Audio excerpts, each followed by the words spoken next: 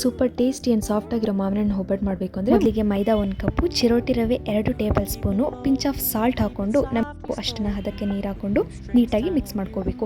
Mix ಮಾಡ್ಕೊಂಡಾದ್ಮೇಲೆ ಇದಕ್ಕೆ oil ಹಾಕೊಂಡು ಒಂದು 30 ಮಿನಿಟ್ಸ್ ರೆಸ್ಟಲ್ಲಿ ಇಡಬೇಕು. ಇಲ್ಲಿನ ಕಾಯಕ್ಕಿಟ್ಟು ಬಾಣಲಿಗೆ 4 ಟೇಬಲ್ ಸ್ಪೂನ್ ತುಪ್ಪ, ಡ್ರೈ ಫ್ರೂಟ್ಸ್ನ ಹಾಕಿ ನೀಟಾಗಿ ಹುರ್ಕೊಬೇಕು. ಹುರ್ಕೊಂಡಾದ್ಮೇಲೆ ಇದಕ್ಕೆ ತುರಿದಿಟ್ಟಿರೋ ಕೊಬ್ಬರಿನ ಆ್ಯಡ್ ಮಾಡಿ, ಬಿಳಿ ಎಳ್ಳು ಗಸಗಸೆನೂ ಫ್ರೈ ಮಾಡಿ ಹಾಕೊಳ್ಳಿ. ಮ್ಯಾಂಗೋ ಪ್ಯೂರಿನ ಆ್ಯಡ್ ಮಾಡ್ತಿದ್ದೀನಿ. ಇದನ್ನ ನೀಟಾಗಿ ಮಿಕ್ಸ್ ಮಾಡಿ ಇದಕ್ಕೆ ಸಕ್ಕರೆ ಹಾಕೊಬೇಕು. ನಿಮ್ಗೆ ಎಷ್ಟು ಸ್ವೀಟ್ ಬೇಕು ಅನ್ಸುತ್ತೆ ಅಷ್ಟು ಸಕ್ಕರೆ ಹಾಕೊಳ್ಳಿ. ನಾನಿಲ್ಲಿ 1 ಬೌಲ್ ಸಕ್ಕರೆ ಹಾಕಿದ್ದೀನಿ. ಇದನ್ನ ತಳ ಬಿಡೋವರೆಗೂ ನೀಟಾಗಿ ಬೇಯಿಸ್ಕೊಂಡು ನೆಕ್ಸ್ಟ್ 1 ಬೌಲ್ಗೆ ಟ್ರಾನ್ಸ್ಫರ್ ಮಾಡ್ಕೊತೀನಿ. 30 ಮಿನಿಟ್ಸ್ ನೆನೆಸಿಟ್ಟಿದ್ದು ಅಲ್ವಾ, ಅದಿಷ್ಟು ಸೂಪರಾಗಿ ಸಾಫ್ಟಾಗಿ ಬಂದಿರುತ್ತೆ.